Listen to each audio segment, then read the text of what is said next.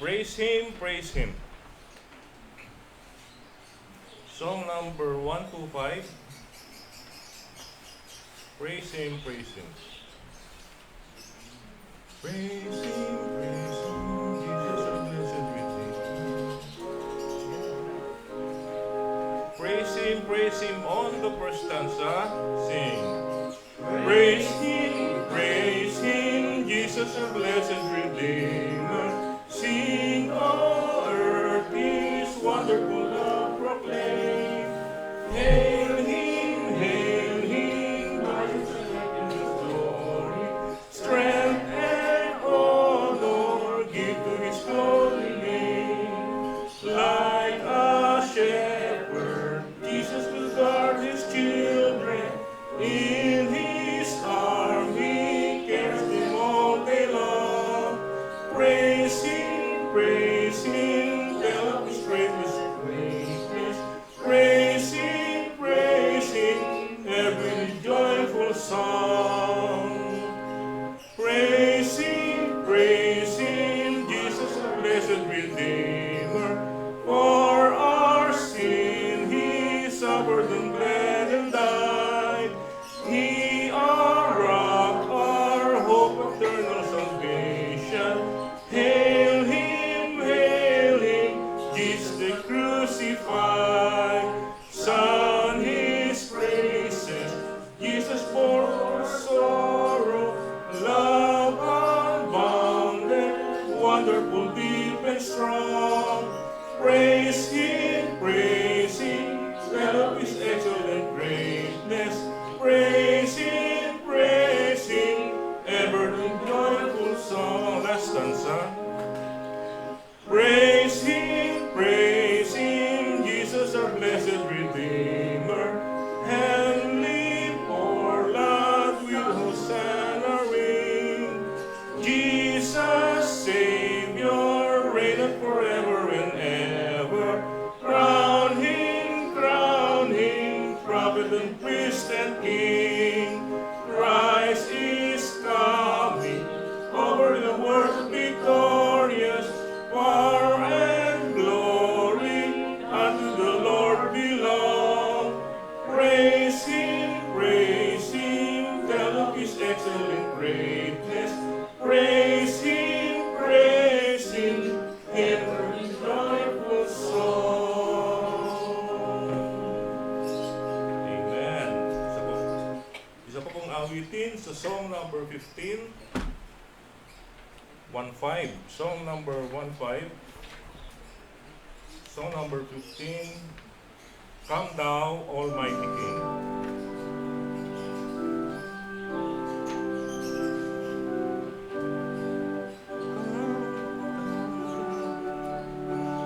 Come thou, Almighty King, ready sing.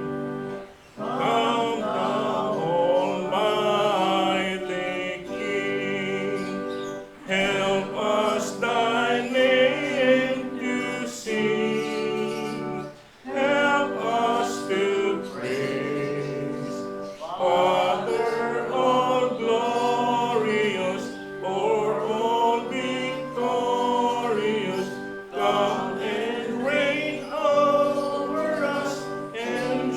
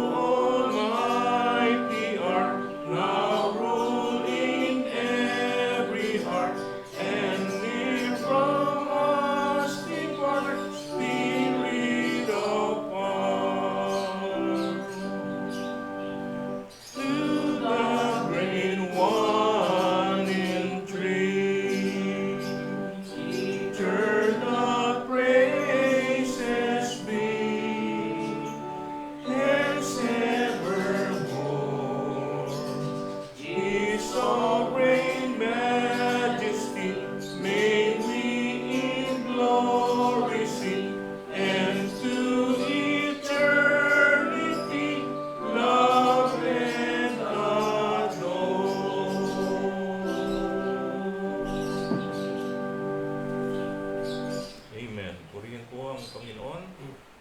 Dumako po tayo sa ating scripture reading. Inahin niyo po tumayo po ang bawat isa. Tawagin po natin si Brother Alex.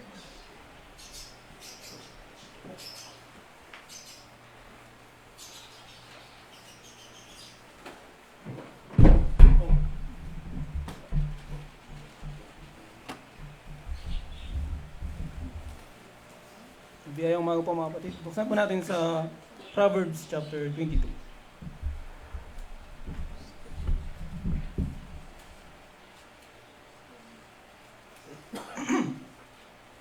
Proverbs chapter 23, babasahin ko po sa King James Version.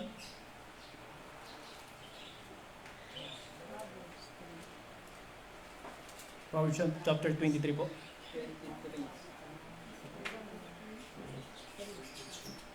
Verse 1, when thou sittest to eat with a ruler, consider diligently that what is before thee, and put a knife to thy throat, if thou be a man given to appetite. Be not desirous of his dainties, for they are deceitful meat. Labor not to be rich, cease from thine own wisdom. Wilt thou set thine eyes upon that which is not? For riches certainly make themselves wings, they fly away as an eagle towards heaven. Eat thou not the bread of him that hath an evil eye, neither desire thou his dainty meats. For as he thinketh in his heart, so is he. Eat and drink, saith he to thee, but his heart is not with thee. The morsel which thou hast eaten shalt thou vomit up, and lost thy sweet words. Speak not in the ears of a fool, for he will despise the wisdom of thy words. Remove not the old landmark, and enter not into the fields of the fatherless. For their Redeemer is mighty, he shall plead their cause with thee. Apply thine heart unto instruction, and thine ears to the words of knowledge. Withhold not correction from the child, for if thou beatest him with the rod, he shall not die. Thou shalt beat him with the rod, and shalt deliver his soul from hell. My son, if thine heart be wise, my heart shall rejoice, even mine. Yea, my reign shall rejoice when thy lips speak right things. Let not thine heart envy sinners, but be thou in the fear of the Lord all the day long. For surely there is an end, and thine expectation shall not be cut off. Hear thou, my son, and be wise, and guide thine heart in the way. Be not among wine-bibbers, among riotous eaters of flesh, for the drunkard and the glutton shall come to poverty. The drowsiness shall clothe a man with drugs. Hearken unto thy father, and begat thee, and despise not thy mother when she is old. Buy the truth and sell it not, also wisdom and instruction and understanding.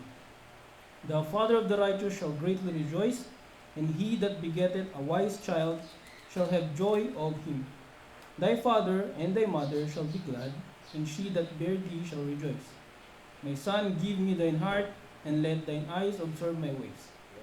For a whore is a deep ditch, that a strange woman is a narrow pit. She also lieth in wait as for a prey, and increaseth the transgressors among men. Who hath woe? Who hath sorrow? Who hath contentions? Who hath babbling? Who hath wounds without cause? Who hath redness of eyes? They that tarry long at the wine, they that go seek mixed wine. Look thou not upon the wine when it is red, when it is giveth its color in the cup, when it moveth itself all right. At the last it beateth like a serpent, and stingeth like an adder. Thine eye shall behold strange woman, and thine heart shall utter perverse things. Yea, thou shalt be as he that lieth down in the midst of the sea, or as that lieth upon the top of a mast. Last verse, they shall stricken me, shalt thou say, and I was not sick. They have beaten me, and I felt it not. When shall I awake? I will seek ye yet again.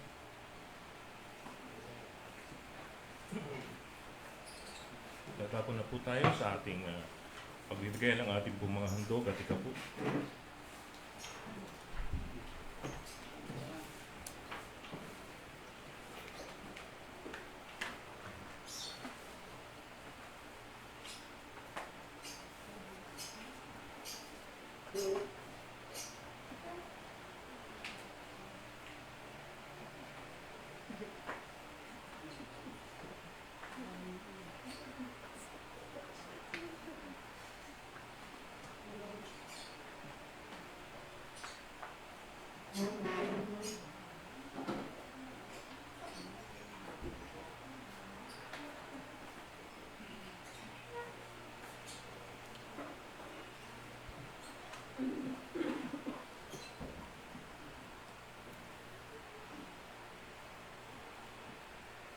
Tayo po ay manalangin.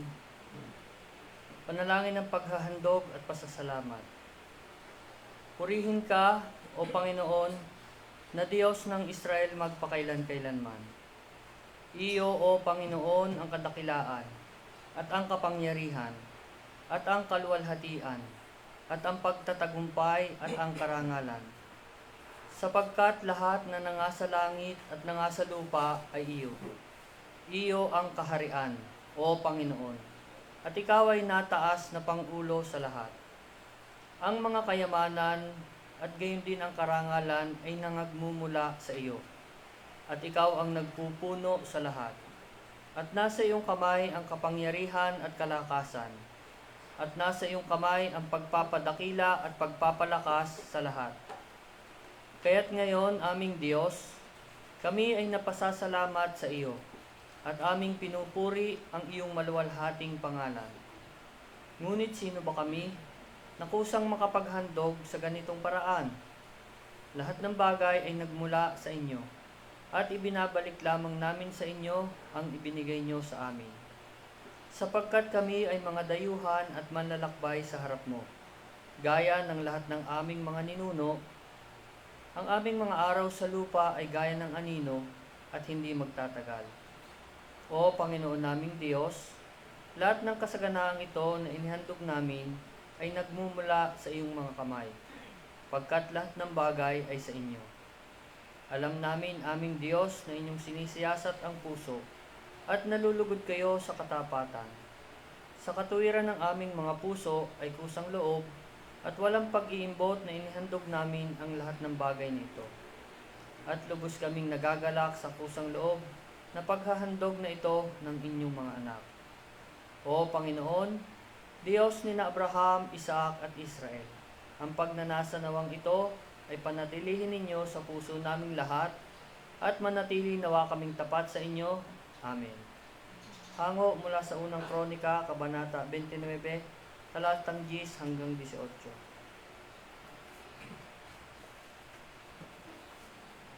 Amen. Hindi ko pong umupuna po ang bawat isa para po sa ating huling awitin. Bago po tayo dumako sa pakikinig ng pangangaral ng salita ng Diyos. Buksan po ninyo yung mga songbook sa song number 122, 122, Christ Returneth. Song number 122.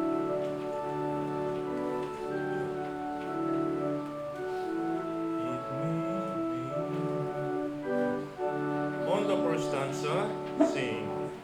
It may be at morn when the day is awaking, when sunlight through darkness the shadow is breaking, that Jesus will come in the fullness of glory to receive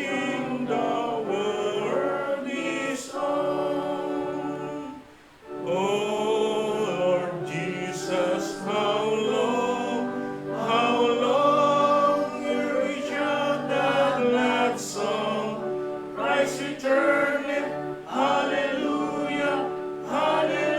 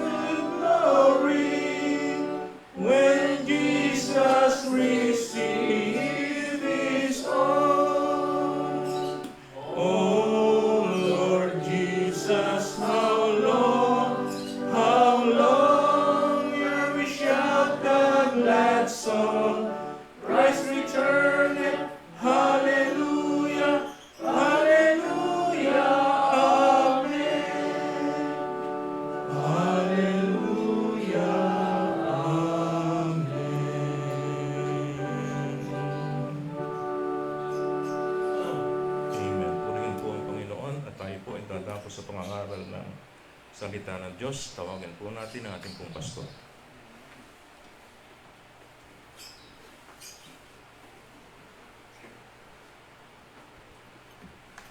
Mabiyaya at mapagpalang umaga sa inyong lahat. Medyo iba ang tono na aking boses dahil meron akong sipon. Tsaka minamalat na naman. Ito ang aking unang pamamalat sa taon ito. Last year, 2 beses akong tinamaan ng pamamalat eh. Halos nawala na yung boses ko. So ngayon, nataga naman. Month of May. Anyway, tuloy pa rin tayo sa pagpapahayag ng salita ng Diyos. Muli po tayong tumayo at buksan natin ang ating mga Bible. Ating buksan ang ating mga Bible sa Psalm 19. So medyo magiging malumanay ang aking boses. Huwag kayo mag-alala, hindi ako sisigaw. Kasi pag ako sumigaw, sigurado pipiyok ako. Psalm 19. Ating basahin, ito pa rin yung ating teksto ng nakaraang linggo.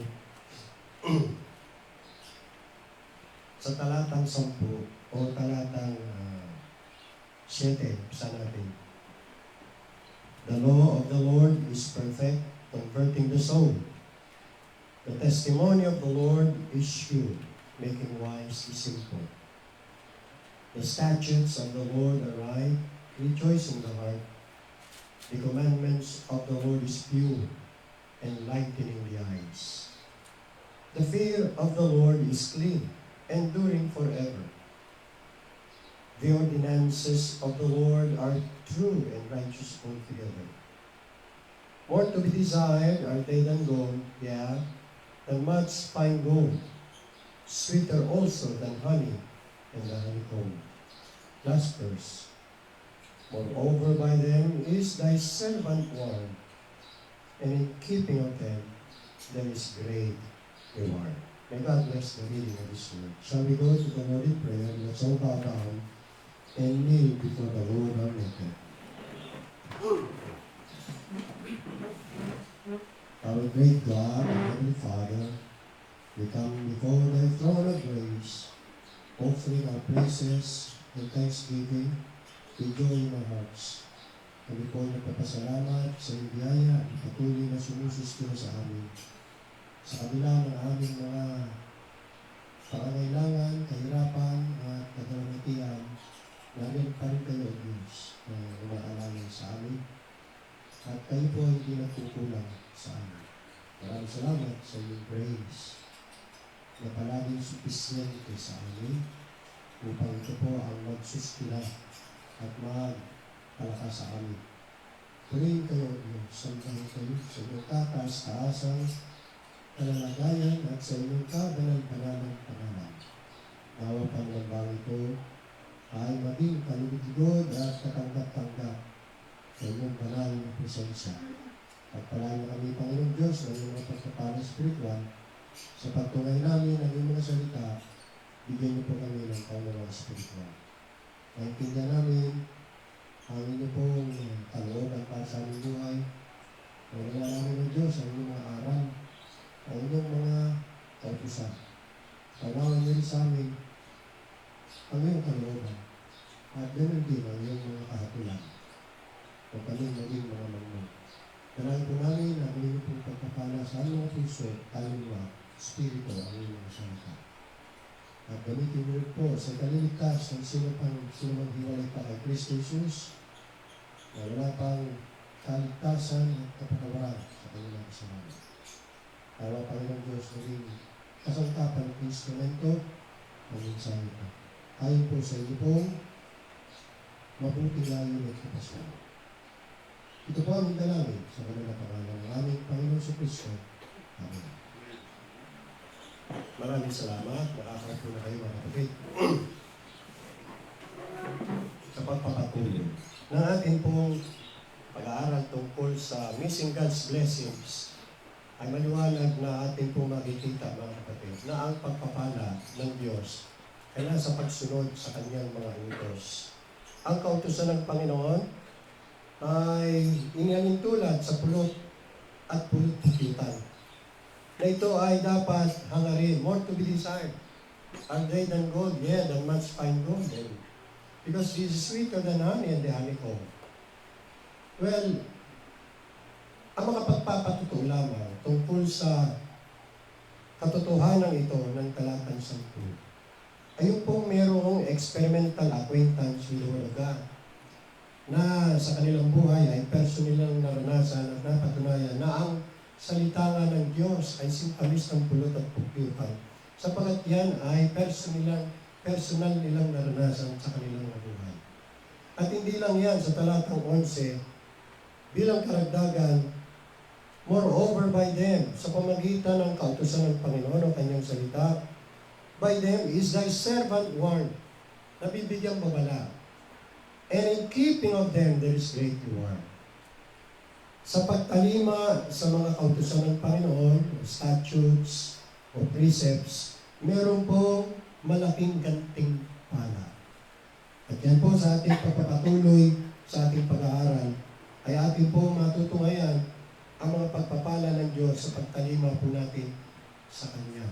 Gayun po man, ating din pong napag-alaman mga kapatid na kung hindi tayo tatalima sa kalooban, sa mga utos, kagustuhan ng Panginoon,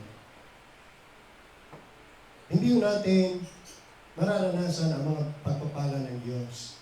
We will greatly miss the blessings of God. And there is a possibility sa mga area ng ating buhay na makakaligtan natin o mamimiss natin ang blessing ng Diyos even in our home life, particularly sa mag-asawa. At yan ang ating tinungayan last Sunday. Not only that, sa ikalawang bahagi ng ating pag-aaral, maaari din natin mamiss ang blessings ng Diyos even in our personal lives. Tayo po bilang mga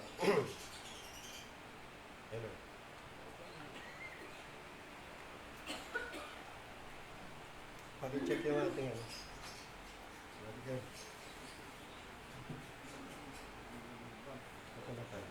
Hindi, fully charged yan. Tayo po, bilang mga mananampalataya ni Kristo, bilang mga anak ng Diyos, labat ba? Saksak mo na lang dyan.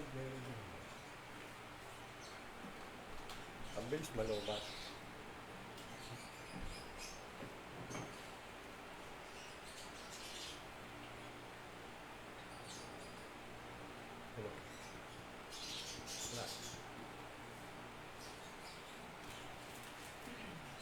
Hindi, patay mo muna. Patay, tapos on mo.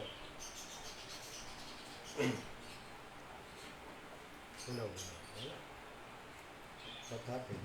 Yo? Okay, yeah. Going back sa ating pong pinag-usapan, tayo po bilang mga anak ng Diyos at bilang mga mananampalataya ni Kristo Jesus, ang palaging dahilan kung bakit di po natin maranasan ang mga ngiti ng providensya ng Diyos o kaya hindi natin maranasan at ma-enjoy ang kanyang mga pagpapala. Ayan po dahil sa ating na rin po mga pagsuway. At ang prinsipyo nito ay maliwanag pong inilatag sa atin ng Panginoon sa kanyang mga salita. Una, pagdating sa mga pagdidisiplina o chastening ng Panginoon sa kanyang mga anak. Basahin natin ang Hebrews chapter 12. Sa Hebrews chapter 12, dito makikita po natin ang ginagawang pagdidisiplina o kaya'y pagtutuwid o sa salitang Ingles ay tinatawag na chastisement ng Panginoon sa lahat ng mga itinuturing niyang kanyang mga anak. Handa natin. Ito ay applicable lamang sa mga itinuturing niyang mga tunay niyang mga anak. Hindi yung kabilang dito yung mga hindi niya tunay na anak.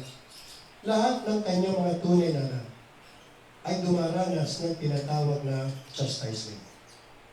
Walang anak ang Diyos na hindi dumaranas ng kanyang mga pagtutuwid pagtatama, at saway. Ang tawagin ay chastening of the Lord. In verse 6, sabi po, for whom the Lord loveth, He chasteneth, and scourgeth every son whom He receiveth. The word chasteneth means some discipline. S-O-N, some discipline. Dinidisiplina, itinatama, itinutuwid, sinasaway ng Panginoon ang lahat ng kanyang mga erring children. Verse 7, if ye endure chastening, so dapat ito'y tinatanggap at tinitiis.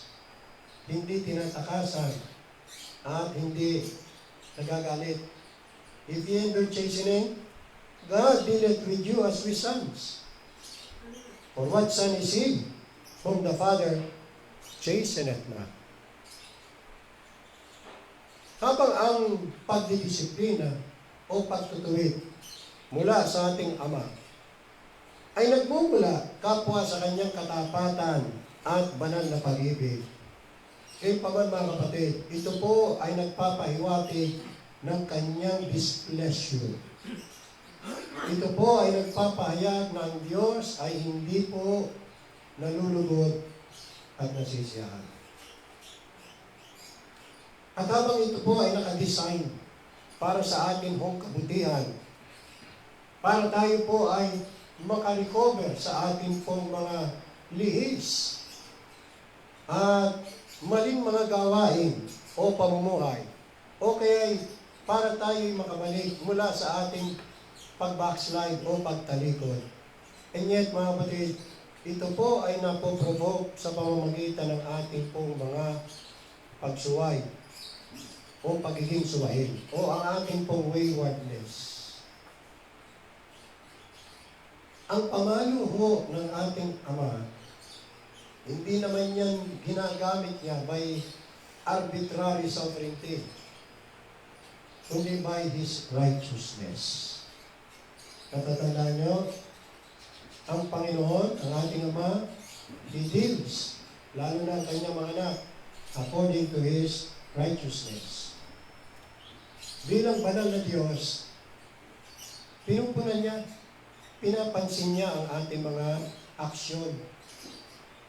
At tayo po ay kanyang dinidil o tinatrato ayon doon sa ating po mga aksyon. O kaya kanya pong ipinapahayag sa atin, o kaya kanyang ipinapaalam sa atin na ang dahilan kung bakit dumampi ang pamalo ng Diyos sa ating mga buhay ay dahil yan sa ating pong mga kahangalan. It is because of our folly. Because of our foolishness, God's wrath is brought upon us. God, our Father, loves us too much. Masyado tayo mahal ng Diyos. Kaya hindi niya tayo hahayaan na tumampisaw at maging masaya sa kasalanan at kalikuan. Kaya dumarating ang pamamalo ng Panginoon. At dahil dyan, we miss God's blessings. Yung pinakamainam at pinakamahusay na bagay ay hindi nangyayari sa ating buhay. Dapat ma-experience natin. Kaya lesson mo dyan, tayo lagi tumalima sa kagustuhan at mga utos ng ating Father.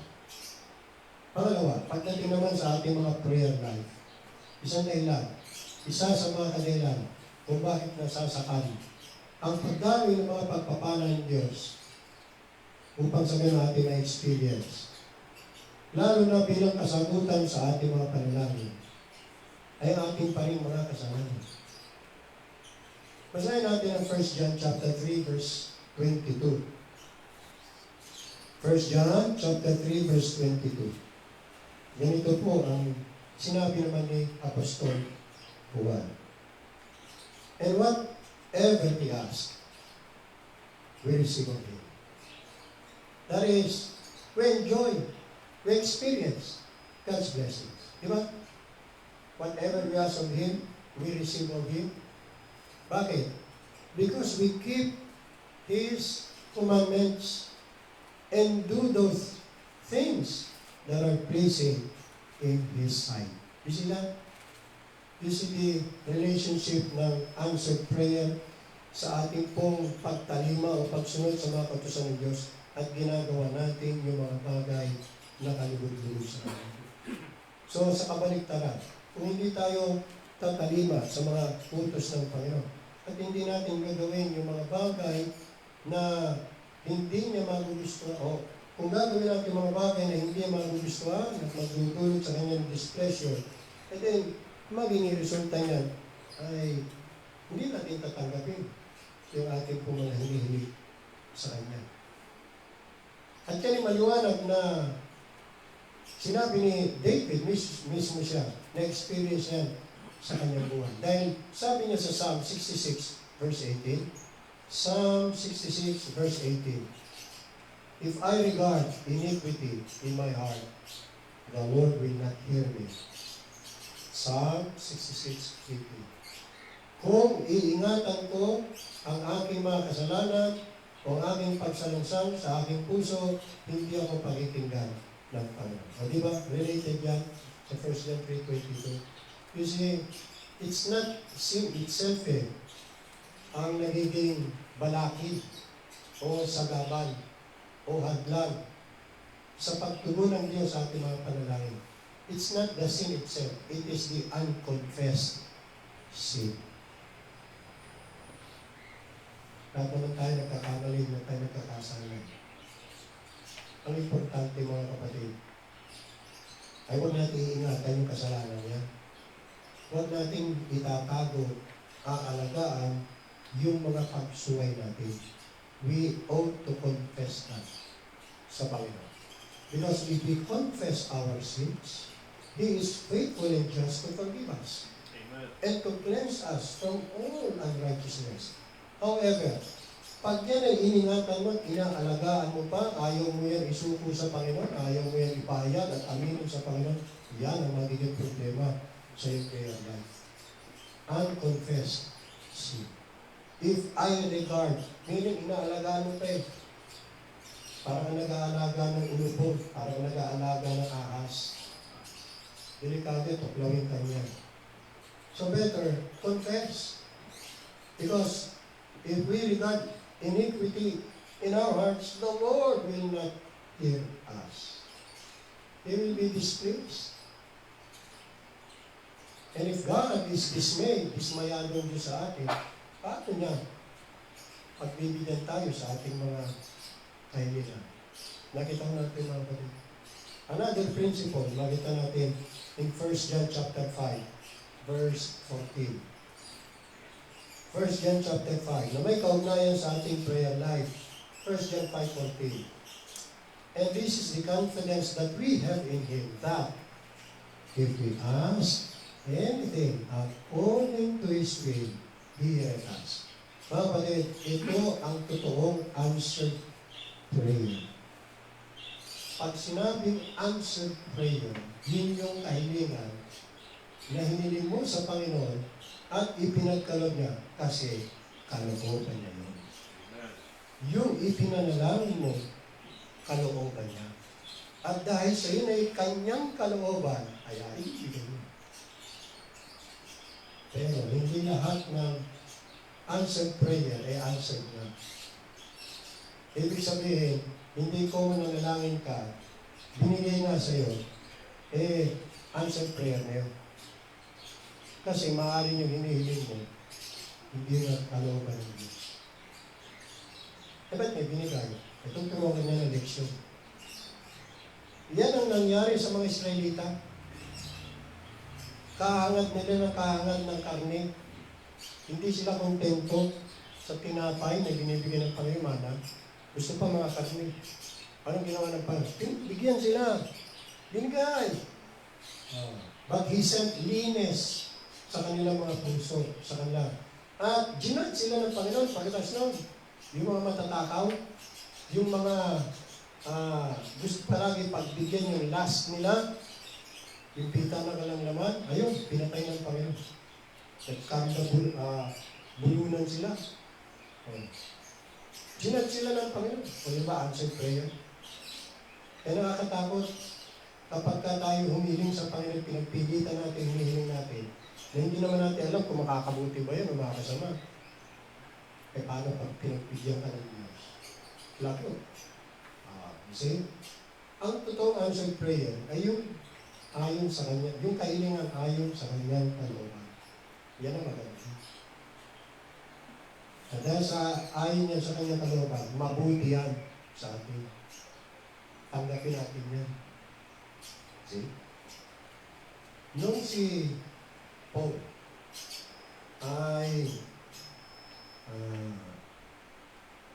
buffeted, ano sa Tagalog yung buffeted? Tinampal. Nung si Paul tinampal ng mensahero ni Satanas at binigyan siya ng tinik sa naman. Ipinanalangin ni Paul yun. Hiniling niya na alisin ang Panginoon. Bakit? Kasi siyempre, nahirapan siya. Afflicted siya. Siya ay nasa affliction. Hiniling niya. At 3 beses niyang hiniling sa Panginoon. Anong naging sagot ng Panginoon? Tinanggal ba ng Panginoon? Pinagbigyan ko siya? Hindi. Hindi inalis.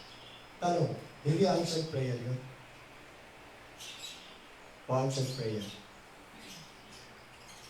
Ayan. Sagutin natin yun. Answered prayer ba yun eh? Answered prayer yun. Sinagot ng Panginoon. Kaya lang, hindi ayon sa kagustuhan ni Pablo. Hindi ayon sa kagustuhan ng Panginoon. O, di ba? Ano ba mas mabuti? Kagustuhan natin o kagustuhan ng Panginoon? Mabuti nga eh. Kagustuhan ng Panginoon meron eh. Eh baka kung alisin ng Panginoon yun, lalong yumabang si Apostol Pablo. Kaya nga siya binigyan ng tinik sa naman. Kaya nga pinayagan ng Panginoon yung mensahero ni Satanas na tampanin siya. Kasi may tendency na si Pablo na magmayabang. Sa dami ng kanyang mga revelations na tinanggap mula sa Panginoon, marami siyang kaalaman. And knowledge puffeth up, sabi ni Paul. Sa 1 Corinthians 8. Knowledge puffeth up. Ang kaalaman ay nakapagpapayabang. Para maiwasan na, preventive na agad yung chastening na ginawa ng Panginoon. That's a part of God's education kay Paul. Chastening po tawag niya. Kasi yung rod of correction ng Panginoon, iba't iba ang layunin niya. Minsan, pinal, gusto ng Panginoon, anihin lang natin yung ating mga kasalanan itinanim. Minsan naman, hindi kasalanan ng dahilan, kundi educated. Para turuan tayo. May bagong aral na ituturo sa atin ng Panginoon. Minsan naman ay preventive. Para naiwasan yung kasalanan. Wala pang kasalanan ginagawa. Pero, andyan na, dumating na yung rod of chastening ng Panginoon. Preventive. At kung minsan naman corrective. May kasalanan na ginawa. At gusto ng Panginoon, di tama tayo.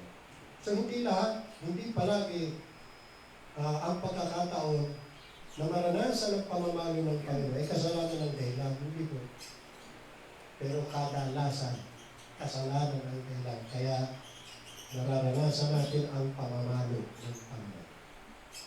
But in the case of Paul, preventive chastening. Hindi penal chastening, hindi rin corrective chastening, educative and preventive chastening. Yan ang isa sa mga kadahilan mga kapatid kung bakit kadalasan yung mga panalangin natin ay hindi pinagbibigyan ng Panginoon. Kasi meron tayong iniingatang kasalanan. So, dapat gawin? Confess. Pangatlo, pagdating sa ating kalusugan.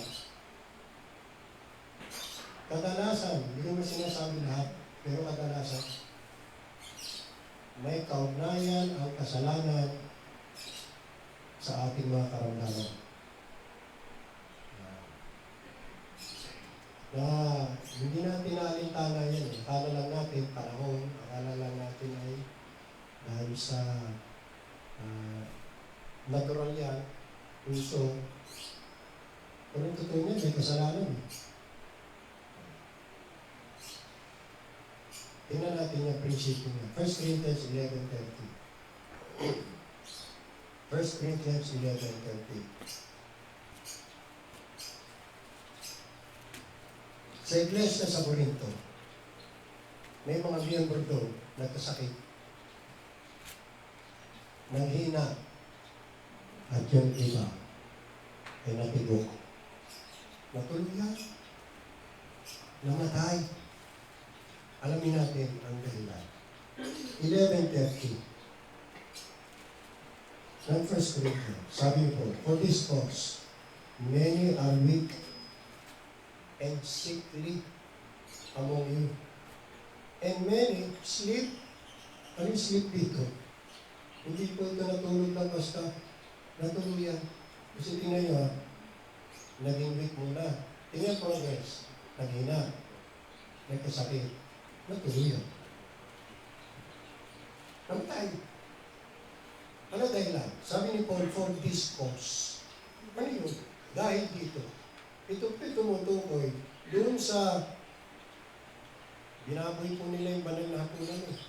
Kumain sila ng banal na hapunan na hindi karapat-dapat. Bakit? May kasalanan. Tingnan talatang 20.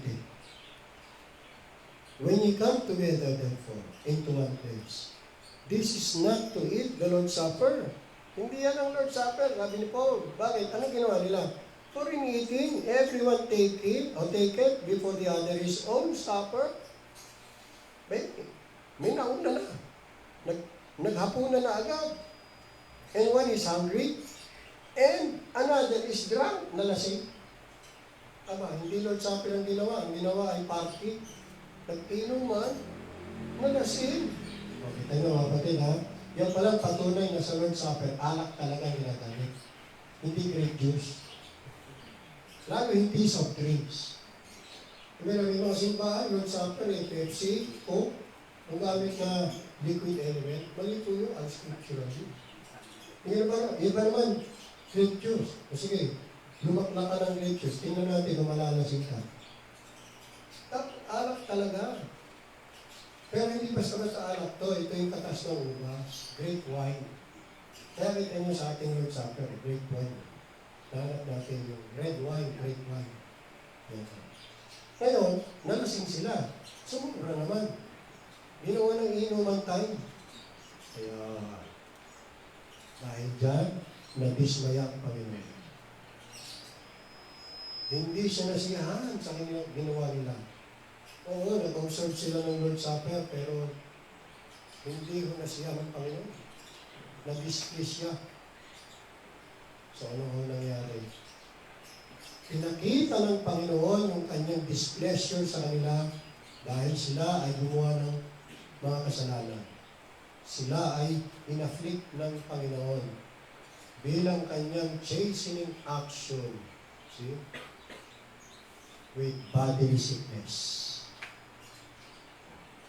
Na karamihan, humantong po yan fatally sa kanilang kamatayan on account of their irreverence and intemperance. Walang pagpipigil sa sarili. Pati banal na hapunan, doon nila pinakita yung kanilang katakawan, yung hindi pagpipigil sa sarili, yung kanilang pita ng naman. At ito po, mga kapatid, ay isinulat para sa atin ng instruction. Maging example po yun sa atin na nagpapahayag na ang paggawa ng ganitong uri din ng kasalanan will surely expose us to the divine displeasure ng Panginoon. Kahit mga anak pa niya tayo. Dito po ipinakikita sa atin na ang ma-experience or ma-miss natin ang blessings ng Diyos ay mayroon pong totoong impluensya sa kalusugan ng ating mga katawan. Ipinakikita din dito sa ating mga kapatid kung paano po natin maiwasan ang disciplinary affliction ng Diyos. Paano po? Verse 31. For if we would judge ourselves, we should not be judged. Ayun. Kailangan pala hatulan natin ang ating mga sarili. Ito po ang batas ni Jesus Christ, na kung hinahatulan natin ang ating sarili, hindi po tayo mahahatulan. Ibig sabihin, mga kapatid, if we make conscience of having offended God and go directly to the judge, unsparingly condemning ourselves and contritely confessing our faults to Him, then He will pardon and He will pass by it. Narito po ang biyaya, kaawaan, pagtitiis ng Diyos para sa atin. Na kahit na po tayo ay nagkamali, oo, lubhang nagkasala sa Kanya, isang daan ang bukas para sa atin, upang tayo po ay makataka sa panalo ng disiplina ng Panginoon. Kung totoong hinahatulan po natin ang ating mga sarili ng mayroon pong pagpapakumbaba, kanubayan at pagsisisi sa ating po mga kasalanan nagawa sa harap ng Diyos, kung gayon, ang pangalo po ay hindi na kailangan. Sa ganung paraan po, ma-abort ang judgment or discipline ng Panginoon. Ngayon, pansinin po natin ang verse 32. But when we are judged, bakit?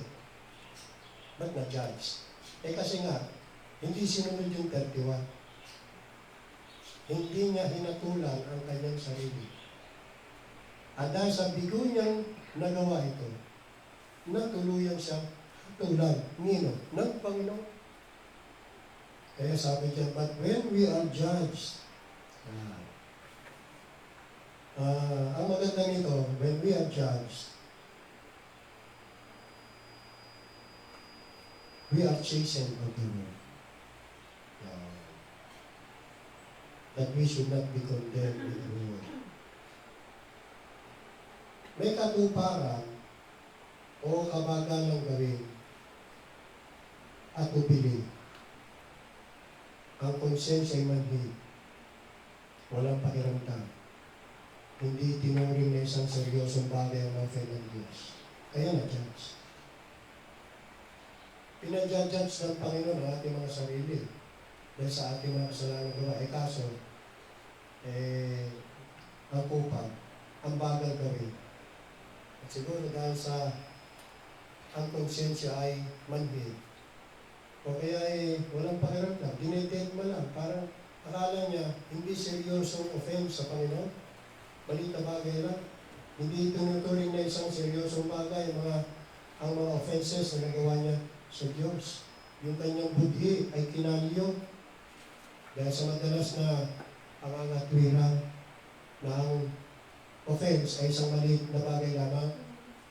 Palaging ine-excuse ang sarili, gina-justify yung kanyang ginawa o ginagawa.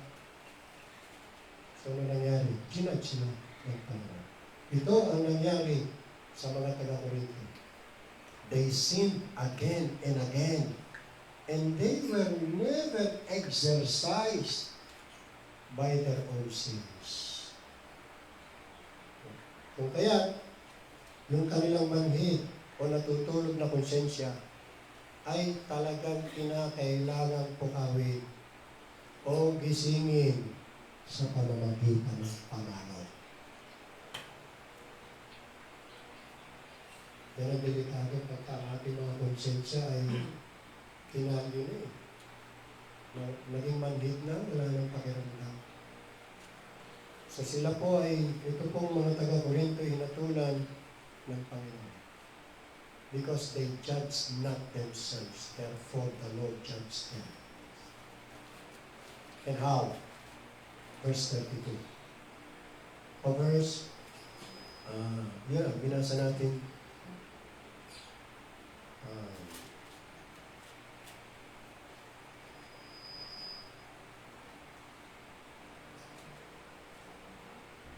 Verse 30. For this cause many are weak and sickly among you, and many sleep. Ang maganda rito mga kapatid, ginad sila ng Panginoon as a way of His chastening action. Chastening. Sino lang chine-chasten ng Panginoon? Mga anak. Kaya blessing na rin.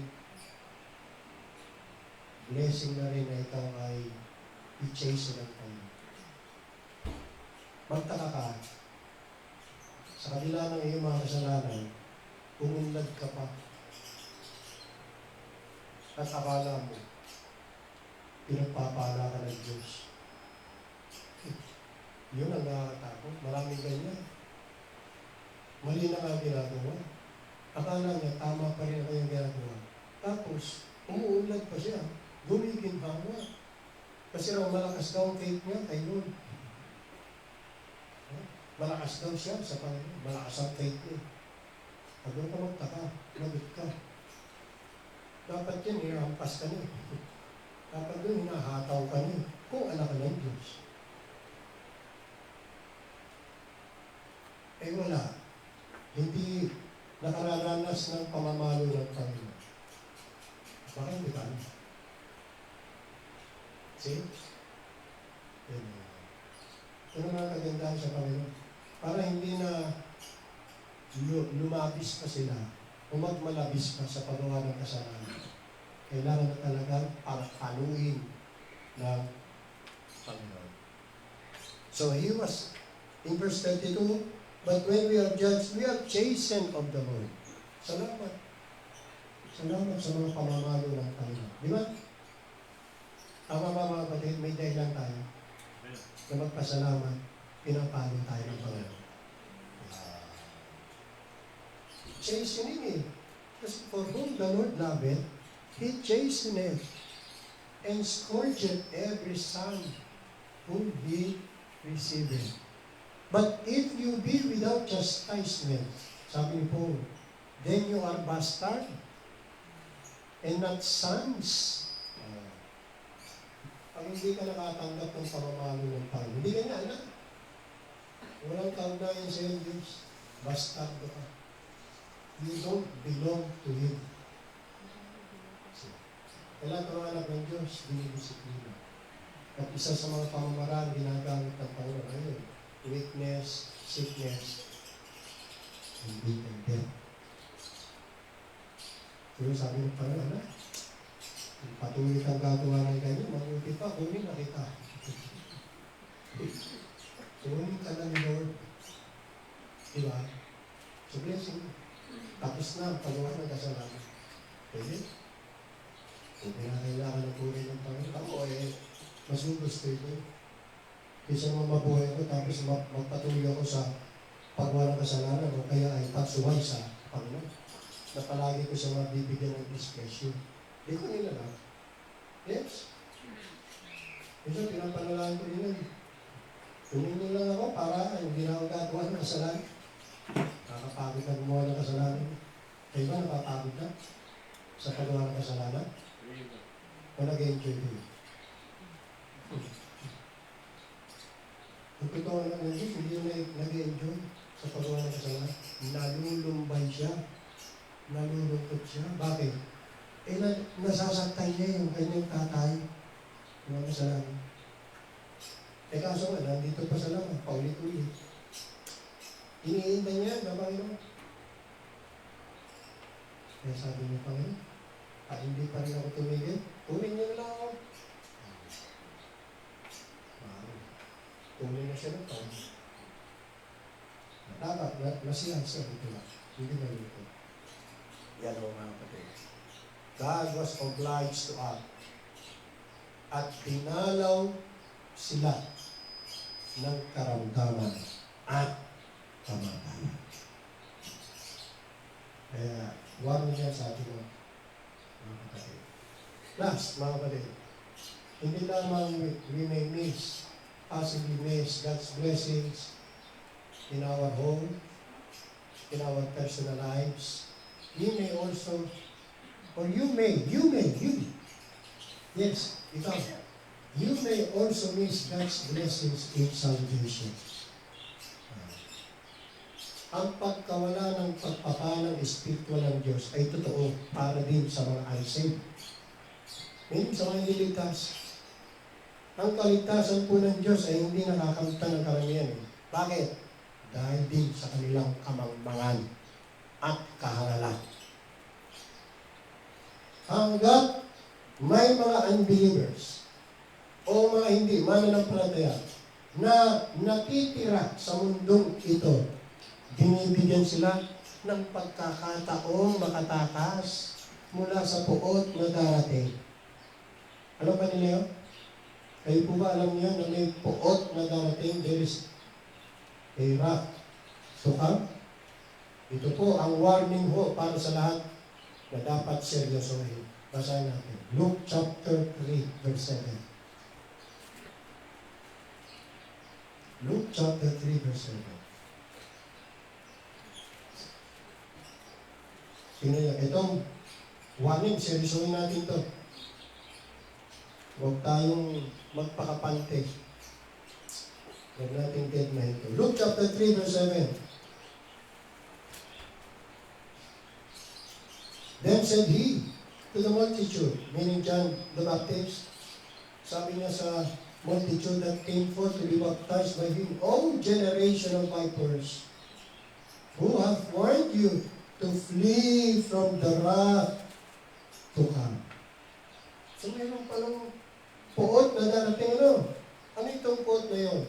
Ito po yung the great day of God's wrath. Na yan ay mababasa natin sa Revelation. Chapter 6, verse 7. Ayan na. Ito po ay mangyayari sa tribulation time. Yung 7 years tribulation period. Mga kapatid, wala pa tayo dyan. Huwag kayo maniniwala dun sa mga bulakpas at mga ngaran na tribulation na daw ngayon. Dahil sa nangyayaring gera ngayon. At crisis, hindi pa. Wala pa nga anti-Christ. Sino anti-Christ? Tsaka ba't nandito pa yung church ng Panginoon? Sino anti-Christ? Si Trump? Mali eh. O si Kumene? O sino Kamene na? O sino anti-Christ? Wala pa, hindi pa nga nahayag ang anti-Christ.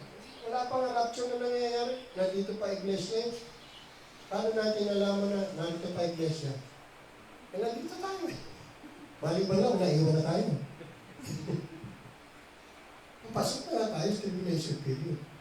Pero hindi pa. Hindi pa yan mga kapatid. Basahin natin yan. Revelation 6:17. Ito yung the great day of His wrath. Yung puot, matinding galit, yung naglalagablab na apoy ng galit ng Diyos na ibubuhos niya sa lahat ng mga nananahan dito sa lupa. Kaya kawawa talaga. Yung may iwan sa rapture. Revelation chapter 6, verse 17. For the great day. Al 16 muna. And said to the mountains, yun, yung mga naiwan, sabi nila sa mga bundok at mga bato, fall on us and hide us from the face of Him. Sino yan? The Lord Jesus, the ruler, the judge. Hide us from the face of Him that sitteth on the throne and from the wrath of the Lamb. Yun yung wrath na dapat matakasan ng mga tao. the wrath of the Lamb. 17, for the great day of his wrath is come, and who shall be able to stand? Alam natin yan, sa mga nakapakinig na ng mensahe mga kapatid, alam natin na ang future ng mundo ito ay hindi na bright, it is dark and gloomy. No more bright future, wala na. No more bright future. Kita niyo naman, gulo-gulo. Dito lang sa ating bansa. Hindi tayo makaranas ng kaginawa ng gobyerno. Ngayon, global na. Apektado na. Walang bright future. Dark and gloomy future ang naghihintay sa mga naninirahan dito sa lupa. At yan ang sundan pa natin yan dito sa chapter 15. Ayan. Ito yung ibubuhos na mangkok na naglalagablag na poot ng Diyos. Ibubuhos na dito sa lupa. Verse 1. There is another sign in heaven, great and marvelous, 7 angels having the 7 last plagues, for in them is filled up the wrath of God. Punong-puno yan. At yan ay ibubuhos. Punong-puno. Verse 7. And one of the 4 living creatures gave unto the 7 angels 7 golden bowls full of the wrath of God, to live it forever and ever. Chapter 16, verse 1. Anong gagawin? And I heard a great voice out of the temple saying to the 7 angels, go your ways, and pour out the bowls of the wrath of God. Saan? Upon the earth. You see? So all the inhabitants of the earth will experience that wrath of God.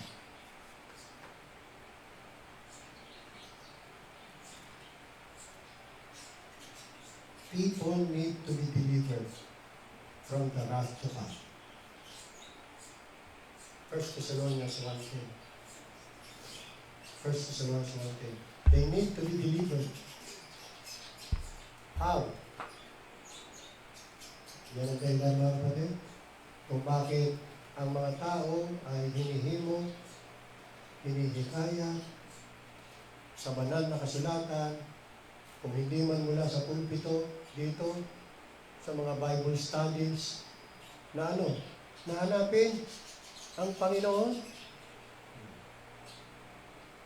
habang siya'y malapit, na habang siya'y matatagpuan. Hanapin ninyo ang Panginoon. See? Take note, habang siya'y matatagpuan. Habang nandyan pa siya. And then sabi pa, tawagin ninyo siya. Notice, habang siya'y malapit. Yan ay mababasa natin sa Isaiah chapter 55 verse 6. Seek ye the Lord while He may be found. Hindi wala na. Hindi mo na mahanap ang Panginoon, tapos doon ka lang maghahanap. Ay, wala na. Wala na pagkakataon. Yung sinasabi natin, habang ang mga unbelievers, mga di mananampalataya, narito sa mundo ito, binibigyan pa sila ng Diyos ng pagkakataon na makatakas mula sa poot na darating. Kaya nga, hinihimok sila, hikayat sila sa pamamagitan ng Biblia, banal na kasulatan, o kaya'y dito sa pulpito, inibitahan natin makinig ng parangal sa salita ng Diyos. O kaya sa mga home Bible studies, hinahinyahan natin sila na hanapin nila ang Panginoon habang siya ay masusumpungan at tawagin siya habang siya malapit. So ito po yung oportunidad o pagkakataon na maranasan nila yung spiritual blessings of God in salvation. And to ignore this invitation is a great folly or foolishness. You see? Diba sabi natin, we miss the blessings of God because of our folly or foolishness. At yan ang mangyayari sa mga unbelievers. Now, in Luke chapter 13, verse 24, mayroon pong isang pintuan diyan na inilalarawan bilang bukas para sa kanila na babangon ng Panginoon ng bahay at isasara niya ang pintuang iyan. Luke 13:24. Kaya ang pintuan, hindi palagi nakabukas yan. Darating ang panahon, darating ang araw, babangon ng Panginoon at isasara niya. Kaya kumatok ka man o kumatok dyan, hindi na niya pagbubuksan. Luke 13:24. Strive to enter in at the narrow gate, for many I said to you will seek to enter in and shall not be able. 25. When once the master of the house is risen up and had shut the door, or closes the door, and ye began to stand outside and to knock at the door, saying, Lord, Lord, open unto us. And he shall answer and say unto you, I know you not from where ye are. Then shall ye begin to say, We have eaten and have drunk in thy presence, and thou hast taught in our streets. But he shall say, I tell you, I know you not from where ye are. Depart from me, all ye workers of iniquity. In short, I will not open the door for you. Parang katulad din, maulit-ulit yung nangyari sa panahon ng Noah. Diba? Mga tao doon, Noah, buksan mo kami, pagbuksan mo kami, nanunulog na kami. Gusto yung ni Noah buksan yun, hindi niya mabubuksan yun ba? Panginoon na nagtsara ng pinto. So, kita niyo yan, yung urgency na makinig and give heed to the gospel message of salvation. Yan ba? Itong larawang ito, malinaw na nagpapahiwatig ng banta at panganib para doon sa mga nag-aatubili at pawagdi-wagdi pa at pagkaantala na pumasok agad. Sige, balik na inyo ang panawagan ng Panginoon. Sige, magbingi-bingihan kayo. Sino mapapamak? Sino mawawala? Di kayo din. Sige, hindi nga bala ka sa ibang bagay. Sabi mo, busy ako, wala pa akong time. Sige, pagbutihin mo. Pag dumating ang araw na ito, huwag kang nangawa-ngawa, magbigyan ka na. Sige, ngayon na, ang araw eh. Habang nandyan pa siya, di ba? Habang siya'y nariyan, sabi nga, hanapin ng Panginoon. Habang siya'y matatagpuan. Another, in Revelation 22:17. Revelation 22:17. Last verse.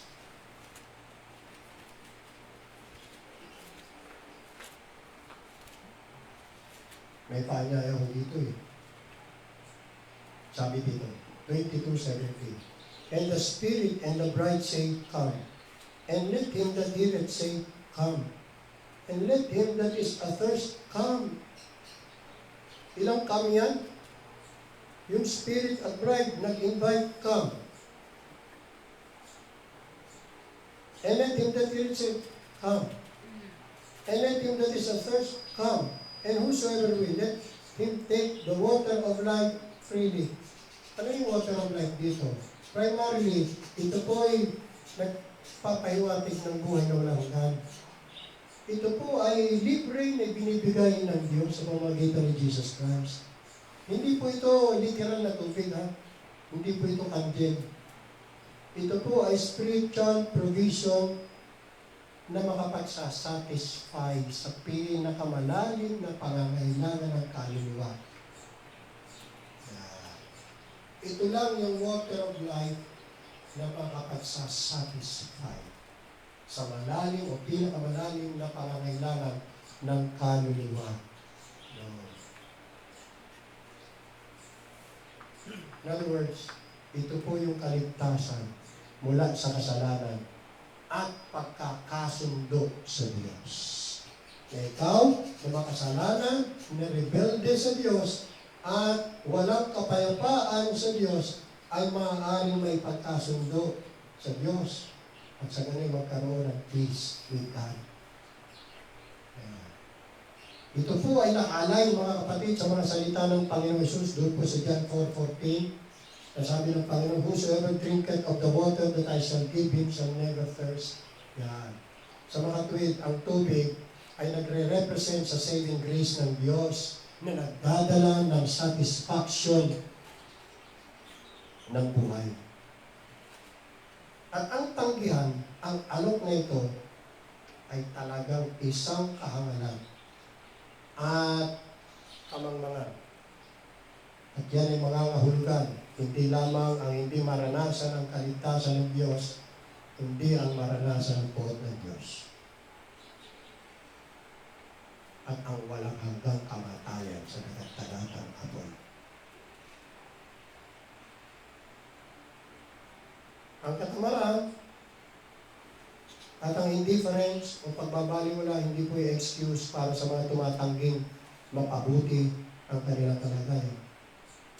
Hindi ang kawalan ng malasakit, okay, kawalan ng pakialam, kawalan ng interes, kapabayaan, unconcernedness, negligence, indifference, ay hindi rin po yan dahilan para isang tao ay magdulot sa kanyang sarili ng pisikal, pinansyal at moral na kapamahan.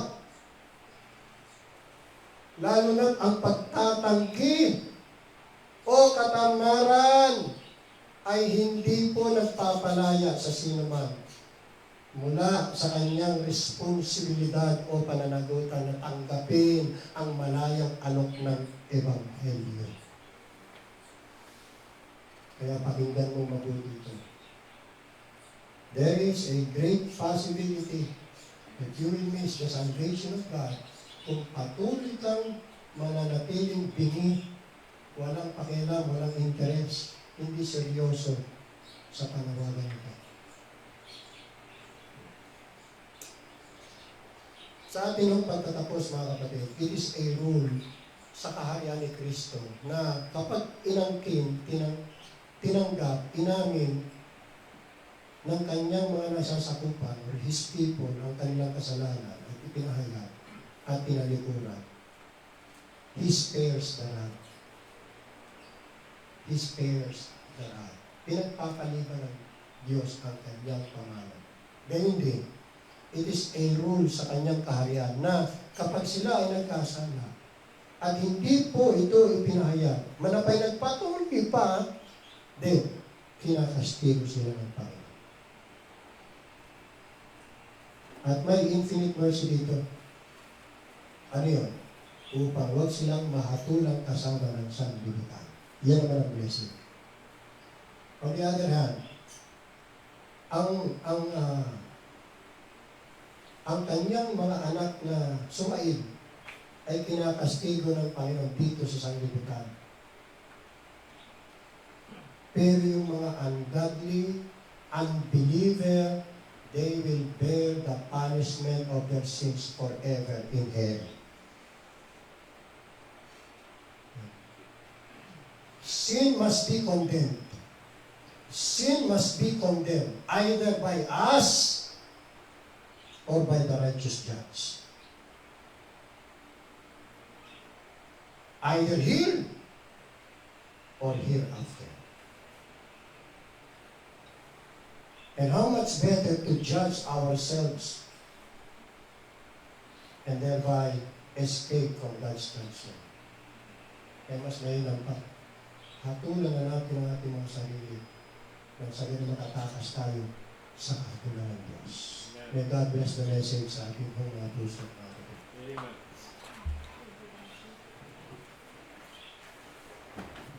Okay, tayo po ay lumod sa Diyos. Tayo po na lang.